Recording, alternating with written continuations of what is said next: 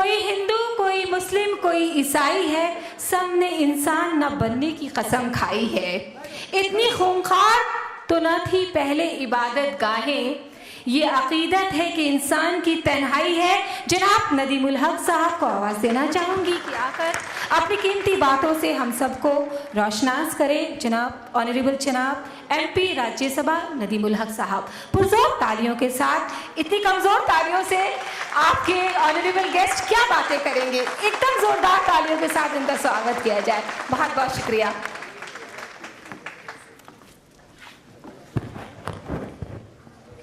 शुक्रिया।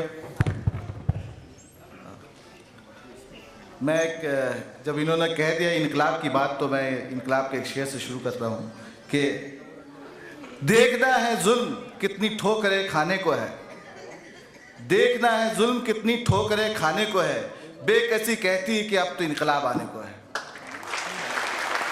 सलाम, आदाब, नमस्कार।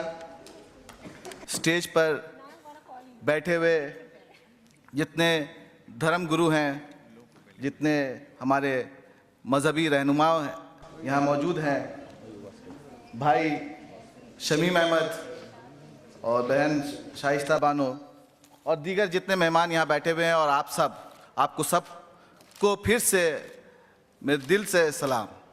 आज हम लोग यहाँ यकजा हुए हैं कि ह्यूमन राइट्स प्रोटेक्शन एसोसिएशन ने 15 साल मुकम्मल किए हैं। ये बहुत खुशी की बात है, और ये 15 साल का जो सफ़र है इसमें बहुत ऊंच नीच हुई है, बहुत पेशोताब से ये अपनी कश्ती को भंवर से निकाल करके ये 15 साल मुकम्मल किए हैं शमीम अहमद साहब ने। इनसे थोड़ी सी नोक झोंक भी चलती है, तो मैं इनको कह रहा था कि मैं फ़ोन में जब सेव करता हूँ तो काफ़ी शमीम साहब हैं, तो इनका नाम हमने बूट पॉलिश के नाम से सेव किया हुआ है, शमीम बूट पॉलिश। तो ये भी आप सोचिए कि इनके जहन से एक बात हुई कि एक ज़बान के हक़ के लिए इन्होंने जो लड़ाई लड़ी और बहुत कामयाब लड़ाई, वो यहाँ तक ये चले गए कि भाई दूसरों के जूता भी साफ़ करना है। तो ये बड़ी बात है, मैं इनको इसके लिए सलाम करता हूँ, और आप सब जो इनसे एसोसिएटेड हैं उन सब को भी सलाम करता हूँ। हम लोग का एक छोटा सा अखबार है, अखबार मशरिक, उससे मैं जुड़ा हुआ हूँ, कुछ लोग उसके भी यहाँ बैठे हुए हैं। हम लोग ने जब देखा कि भाई कि एक सिंसियर एफर्ट ये लगा रहे हैं, एक दिलजमई से ये कोशिश कर रहे हैं कि उर्दू ज़बान को इस एसोसिएशन के तहत हक दिलाने की, तो हम लोग ने कहा लब्बैक, हम लोग आपके साथ हैं। शमीम अहमद तुम आगे बढ़ो, हम लोग तुम्हारे साथ हैं। उर्दू की ज़बान के बारे में आप लोग सब सुन ही चुके हैं, लेकिन फिर भी मैं कुछ लोग जो नहीं सुने उनके बारे में कह दूं कि कैसे मगरबी बंगाल में उसको अपने हक की जानिब इन्होंने ठेला, और कुछ जो अभी फराद हकीम साहब थे और जो दीगर हुकूमत में हैं उन्होंने कैसे उसको कबूल किया, ख़ास कर करके हमारी लीडर ममता बनर्जी ने। बात होती रही कि इलेक्शन मैनिफेस्टो में बात हुई थी कि भाई जब हम लोग हुकूमत में आएंगे तो उर्दू को सरकारी ज़बान का दर्जा दिया जाएगा। तो जब वाकई इतने बड़ी मेजॉरिटी के साथ ये हुकूमत आई तो आवाज़ उठी कि भाई इसको दिया जाए, जब आप आ गए हैं तो इसको दिया जाए। एक हफ्ते के अंदर अंदर ये अनाउंस किया गया कि उर्दू को उसका हक दिया जाएगा और सरकारी ज़बान का दर्जा भी दिया जाएगा।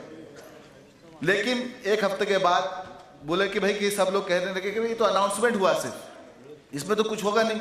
हम लोग छोटे छोटे थे तब जाते थे भाई मेट्रो सिनेमा के सामने में, वहाँ पर सब बच्चे लोग स्कूल से जाते थे और कहते थे कि भाई हम लोग को उर्दू का हक दिया जाता था, लाठी चार्ज कर दिया जाता था, कहा जाता था कि उर्दूस्तान बनाने नहीं दिया जाएगा यहाँ पर।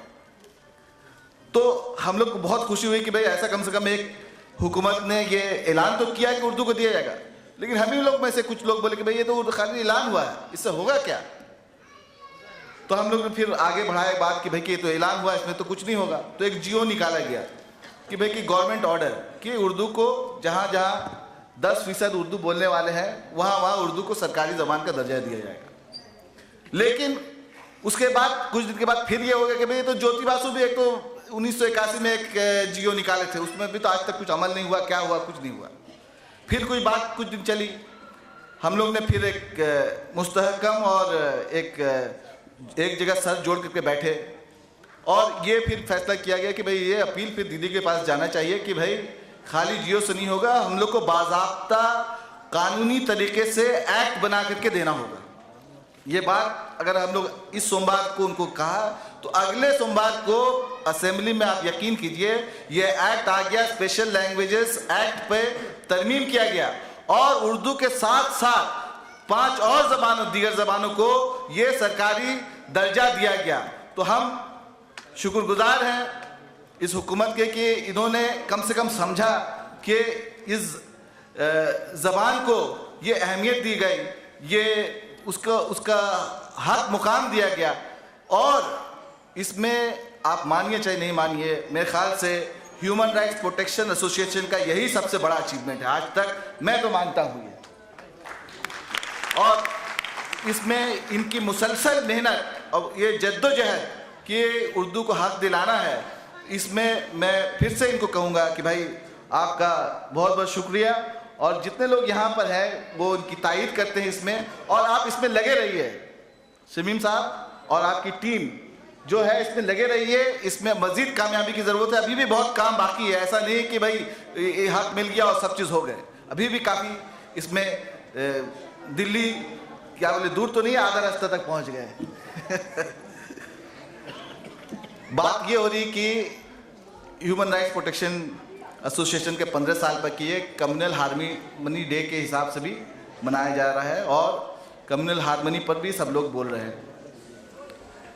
मैं इसमें यही कहूँगा कि भाई अभी 2 ही दिन हुआ है, परसों ही मैं संसद में बोल रहा था राज्यसभा में कि, और चेयरमैन से भी मैंने ये जिक्र किया कि पूरे मुल्क में एक पोलराइजेशन का माहौल हो रहा है जो कि मुल्क के सोशल फैब्रिक के लिए ठीक नहीं है। हमारे पहले बॉबी हकीम साहब, फिराद हकीम साहब भी बोल के गए हैं और मैं समझता हूँ कि पूरे मुल्क में जो ये एक कम्युनलाइजेशन की हवा चली हुई है, ये हर जगह अजीब टाइप का एक क्या बोलिए, एक वबा चली हुई है, हवा तो नहीं बोलेंगे, वबा चली हुई है कि कुछ फ्रिंज ऑर्गेनाइजेशंस कुछ लोकल इश्यूज को लेकर उठाते हैं और जिससे एक भय का, डर का एक माहौल पैदा करने की कोशिश करते हैं ताकि उसमें कुछ पार्टियों को वोट में इसका फायदा पहुंचे। मैं कहूँगा यहाँ जितने धर्मगुरु हैं और जितने इंटेलेक्चुअल्स हमारे यहाँ बैठे हुए हैं और आप लोग सब जब यहाँ से निकलिए तो ये मैसेज ज़रूर पहुँचाइए कि हम लोग को इंसान होने के नाते इसमें कभी भी किसी का हाथ नहीं बटाना चाहिए। जो अफवाह फैलाए, जो इस तरह की बात करे, उसको वहीं पर उसको पकड़ लीजिए और उसको बोलिए कि भाई ऐसा नहीं करना चाहिए, निप इन द बट, अगर ज़रूरत हो तो पुलिस को भी खबर कीजिए।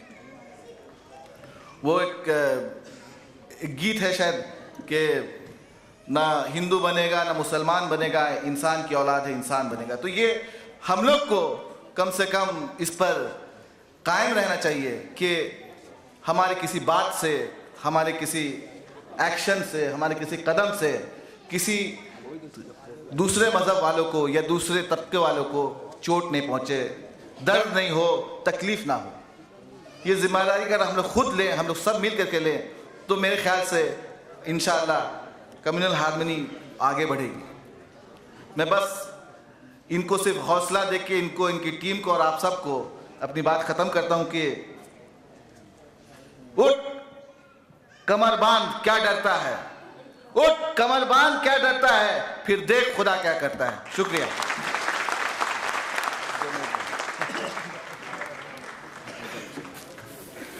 जनाब ऑनरेबल एमपी राज्यसभा जनाब नदीमुल हक साहब का बहुत ही शुक्रिया अदा करना चाहूँगी और बेशक उनसे कहना चाहूँगी कि जलाकर रख दिया है दिया हमने हवाओं पर, जलाकर रख दिया है दिया हमने हवाओं पे, हमें बहुत यकीन है आपकी वफाओं पे, हमें यकीन है कि आप बहुत कुछ करेंगे इस तंजीम के लिए।